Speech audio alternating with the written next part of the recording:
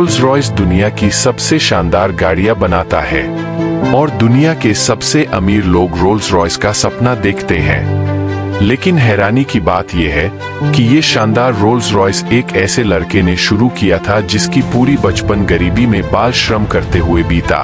कहानी शुरू होती है 1863 में। हेनरी रॉयस का जन्म इंग्लैंड के एक छोटे से गांव में हुआ था। जब रॉयस सिर्फ 4 साल के थे, उनके पिता का व्यापार बर्बाद हो गया। उनका पूरा परिवार सड़कों पर आ गया। लेकिन ये तो समस्याओं की शुरुआत मात्र थी। 9 साल की उम्र में रॉयस ने अपने पिता को हमेशा के लिए खो दिया, जिसकी वजह से उनकी मां को नौकरानी का काम करना पड़ा और रॉयस ने अखबार बांटना शुरू कर दिया। अब तक रॉयस का भविष्य अंधकार में था, लेकिन 14 साल की उम्र में उनके जीवन में एक मोड़ आया। उनकी एक आंटी ने हेनरी में संभावनाएं देखी। उन्होंने उन्हें ग्रेट नॉर्दर्न रेलवे कंपनी में अप्रेंटिस के रूप में जुड़वा दिया। अगले 3 सालों में रॉयस ने दिन रात मेहनत की। उन्होंने दर्जनों किताबें पढ़ी और फैक्ट्री में काम किया। उन्होंने बरीगिरी, गणित और सबसे महत्वपूर्ण इलेक्ट्रॉनिक्स सीखा। 17 साल की उम्र में वो पूरी तरह से सक्षम मैकेनिक बन गए। 21 साल की उम्र में वो मैक्सिम वेस्टर्न नामक कंपनी में इंजीनियर के रूप में काम कर रहे थे। लेकिन वित्तीय समस्याओं के कारण ये कंपनी बंद होने वाली थी। रॉयस के पास कई अन्य कंपनियों में नौकरी करने का विकल्प था, लेकिन उन्होंने अपनी खुद की इलेक्ट्रिकल इंजीनियरिंग कंपनी खोलने का फैसला किया। उन्होंने अपनी 20 पाउंड की बचत का उपयोग किया और मैनचेस्टर में एक छोटा कार्यालय शुरू किया।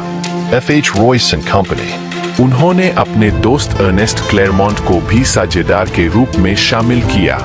शुरुआत में रॉयस ने जीवित रहने के लिए जो भी काम मिल सकता था किया, जैसे सिलाई मशीनों की मरम्मत, इलेक्ट्रिकल फिटिंग आदि। लेकिन रॉयस ने देखा कि इलेक्ट्रिकल फिटिंग्स और लाइटिंग्स की मांग बढ़ रही है, इसलिए उन्होंने आर्क लैंप्स, बल्ब होल्डर्स और इलेक्ट्रॉनिक डोरबेल्स का निर्माण शुरू किया। इससे कंपनी की किस्मत बदल गई। 1900 तक कंपनी की बिक्री 20,000 पाउंड पार कर गई। 38 साल की उम्र में रॉयस के पास परिवार था। वे एक बड़ा कारखाना बनाने की योजना बना रहे थे। सब कुछ ठीक चल रहा था। फिर कहानी में एक मोड़ आता है। 1901 में जर्मन और अमेरिकी कंपनियां ब्रिटिश इलेक्ट्रॉनिक्स मार्केट में प्रवेश करती है। प्रतिस्पर्धा बढ़ी और इलेक्ट्रॉनिक्स उपकरणों की कीमतें गिर गईं। रॉयस का व्यापार डूबने लगा। जैसे जैसे व्यापार असफल हुआ, रॉयस का शारीरिक और मानसिक स्वास्थ्य बिगड़ने लगा। जब रॉयस ने डॉक्टर से सलाह ली, तो उन्हें एक साधारण सलाह मिली। रॉयस को ताजगी के लिए खुली हवा में समय बिताने की जरूरत थी। उन्हें बिना किसी तनाव के यात्रा करने के लिए एक कार खरीदने की सलाह दी गई। रॉयस ने ठीक होने के लिए छुट्टी ली। उन्होंने एक फ्रेंच मेड कार डीकाविल खरीदी। इस कार से बहुत शोर होता था, ब्रेक प्रभावहीन थे और ओवरहीटिंग की समस्या थी। एक परफेक्शनिस्ट की तरह ये कार हेनरी को मान्य नहीं थी, इसलिए उन्होंने मामूली संशोधन करने का निर्णय लिया। लेकिन उन्होंने कार को फिर से डिजाइन कर दिया। ये पुनः डिजाइन की गई कार मूल डीकाविल कार से श्रेष्ठ थी। इससे रॉयस को अपनी कार बनाने का आत्मविश्वास मिला। वो यहाँ तक कि एक कार व्यापार शुरू कर सकते थे। उन्होंने एक टीम बनाई और अपनी नई कार का डिजाइन करना शुरू किया। उन्हें कास्टिंग के लिए एक कार्यशाला में भेजा गया। अंततः रॉयस की 10 हॉर्स पावर और 2 सिलेंडर कार आकार लेने लगी।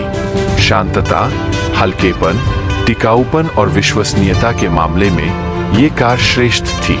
1 अप्रैल 1904 को इसे सड़क पर परीक्षण किया गया। अपने पहले परीक्षण में इसने बिना किसी समस्या के 50 किलोमीटर की दूरी तय की। रॉयस ने उसी मॉडल की 2 और कारें बनाई। उन्हें परीक्षण किया गया और सुधार किया गया। उन्होंने विश्वस्तरीय कारें बनाई, लेकिन वे इन कारों को दुनिया में पहुंचाने में सक्षम नहीं थे।